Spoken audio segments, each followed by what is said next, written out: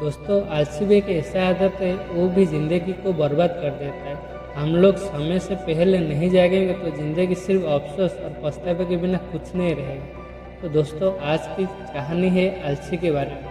पहले भी मैं कुछ आदत की कहानी डाल रहा हूँ इस चैनल में। यदि आप नहीं सुने हैं तो प्लीज़ मेरे चैनल को सब्सक्राइब करें और बेल आइकन क्लिक करिए। और शायद मेरी कहने का सलीका आपको सुनने के लिए अच्छा नहीं लगता हो, परंतु मैं अनुरोध करूंगा कि आप मेरी वॉइस और मेरी सलीका को मत देखिए और मेरी कहानी की मतलब समझे और मेरा हर एक कहानी को सुने और आपके बच्चे और छोटे भाई बहन को एक बेहतर और खुशहाल जिंदगी देगी। तो दोस्तों, आलसी लोग कभी भी सुखी नहीं हो पाते। उनको लगता है कि हम बहुत खुश हैं, परंतु जब वो सब कुछ होने लगते हैं तब जाके उनको ऊपर दुख का पहाड़ टूट पड़ता है। तो दोस्तों, बच्चे आलसी क्यों हो जाते हैं? मेरे हिसाब से बहुत सारे बच्चों को उनकी मांगने से पहले उनको सब कुछ ज़रूरत चीज़ मिल जाती है। कुछ करने के लिए उन लोगों को ज़रूरत ही नहीं पड़ती है और इसी चलते वो लोग ज़्यादा देर सोते हैं या चुपचाप एक ही जगह में बैठते हैं और उसकी वजह से उनके ऊपर आलस भारी भी हो जाती है। और कुछ बच्चे आलसी को आराम सोचते हैं और इसी आलसी की वजह से तो बच्चे ज़िंदगी की दौड़ में बहुत पीछे हो जाते हैं। और सबसे बड़ी बात है, वो लोग बहुत कुछ बातें भूल जाते हैं और याद भी नहीं रख पाते। तो आलसी की वजह से उनकी आदत इतना खराब होता है कि वो लोग हर काम को बाद में करते हैं, कभी भी ऑन टाइम नहीं करते और बोलते हैं कि थोड़ा अभी रेस्ट कर देते हैं। और जब भी काम करेंगे 1 घंटा का काम वो लगा 2-3 घंटा लगा लेंगे काम करने के लिए। और कभी कभी थोड़ा सा काम करके बोलते हैं कि थोड़ा रेस्ट कर देते हैं, बाद में कर लेंगे। और बहुत सारी चीज़ को वो लोग याद ही नहीं रख पाते। तो आओ सुनते हैं एक लड़के के बारे में। उसका नाम है दीपन। दीपन एक ऐसा बंदा है, वो हमेशा चाहता है कि मेरा थोड़ा रेस्ट कर दूँ और आलसी की वजह से। और वो एक ऐसा मिसाल है आलसी का कि क्या मैं बोलूँ, जो कि हमेशा हर काम को हर चीज़ को बाद में करने के लिए बोलता है और बाद में भी सब काम कंप्लीट भी नहीं कर पाता, क्योंकि बाद में वो खुद ही भूल जाता है कि मुझे क्या क्या करना था। तो ऐसे हमेशा वो करता था और वो अपनी पढ़ाई की ज़िंदगी भी बहुत ख़राब कर दी। और पढ़ाई की ख़त्म होने के बाद भी छोटा जॉब जो मिला था उसको, वहाँ पे भी वो वैसा ऐसा ही कुछ कर रहा था। लेकिन आप लोग जानते हैं, हम लोग कहीं पे भी काम करेंगे हर चीज़ का हर समय में करना चाहिए और सही समय में नहीं करेंगे तो कोई ना कोई हमको डांट लगाएगा कि तू ऐसा क्यों करता है, सही समय से सही काम क्यों नहीं करता। परंतु ये बेचारा क्या करा, ये तो जैसे मैं बोला कि आलसी का एक मिसाल है। तो वो यही आलसी की वजह से किसी भी काम, किसी का जो भी हो उसका काम, उसका जो भी रिस्पॉन्सिबिलिटी, वो कभी भी उसको काम टाइम पे नहीं कर पाता। तो इसी चलते हुए वो क्या करता है, हर टाइम ना उसको कुछ ना कुछ जॉब छोड़ता है, नहीं तो वो जॉब को निकाल देते हैं। ऐसा उसकी ज़िंदगी चल रहा है। तो ऐसे चलते चलते हुए वो एक जहाँ पे भी काम कर रहा था, वो उसके दादाजी का मेडिसिन ख़त्म हो गया था। तो उनकी माँ ने उसको फ़ोन करके बोला कि तू आने टाइम जैसे भी करके मेडिसिन लेके आने। और उस दिन भी वो थोड़ा लेट में आया, कुछ काम रह गया या जो भी है, वो थोड़ा उस दिन लेट में आया। तो लेट के आने की वजह से तो वो थोड़ा जो लेट में आया, परंतु वो क्या किया कि मेडिसिन लाना ही भूल गया। तो वो जब लेट में आया, लेट में आके खा पी के खुद जाकर सो गया। और उसके बाद उसकी माँ जब ढूंढा कि दादाजी को मेडिसिन देने के लिए, बाकी क्या कि उसी टाइम वो देखा कि मेडिसिन नहीं है। तो उसके बाद वो जाकर उस दीपन को पूछा कि यार बेटा, तू मेडिसिन दादाजी के लिए बोला था, नहीं लाएगा? तो उसके बाद वो बोला कि नहीं मामा, मैं मेडिसिन भूल गया। तो मामा भी बहुत गुस्सा हुआ उसके ऊपर कि मैं तुझे बोला था, तो जैसे कर भी लेकर मेडिसिन दादाजी का ख़त्म हो गया। तो वो क्या है कि फिर से उठ के उसे फिर से उसे भेजा कि तुझे मेडिसिन लाने। बट वो थोड़ा बहुत देर हो गया था, जैसे कि रात 11-12 के आसपास हो गया था।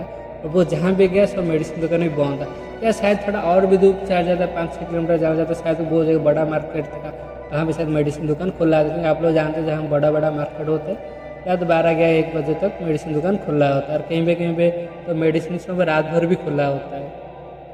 तो वो क्या है कि वो ज़्यादा दूर नहीं गया, वो आसपास में देखा कि दुकान बंद है और वो लौट आया कि नहीं मेडिसिन नहीं मिला। और उसी दिन भी किस्मत भी बहुत मेहरबान हो गया उनके ऊपर कि वो दादाजी भी चले बसे उसी दिन। वो शायद वो मेडिसिन की वजह से हो या कोई भी नहीं जानता मृत्यु कैसा होता है, वो तो भगवान की इच्छा से होता है। पर भी जो जब हो गया ना, उसके बाद उसको एक फील हुआ कि मेरी शायद मैं मेडिसिन दे देता तो शायद मेरे दादाजी आज जिंदा रहते, क्योंकि आप लोग जानते हैं दादाजी का अहमियत क्या है सभी की ज़िंदगी में। तो ऐसे होकर वो ना खुद में खुद उसके बाद जो भी सब परिस्थिति हुआ, जो भी सिचुएशन आया उसके सामने, वो उसको संभाल नहीं पाया कि वो भी एक अंदर से बहुत टूट गया कि शायद मेरी वजह से मेरे दादाजी चले गए।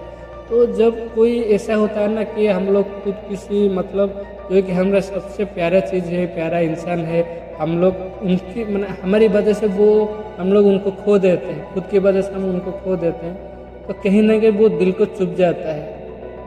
आप जिससे भी आपको समझाने के लिए कि नहीं शायद तेरी ये नहीं किस्मत होता, फिर भी हम लोग वो समझ ही नहीं पाते कि नहीं वो शायद मेरी शायद मैं मेडिसिन ले आता या थोड़ी देर उसके बाद भी जाके ले आता तो शायद आज दादाजी मेरे साथ थे।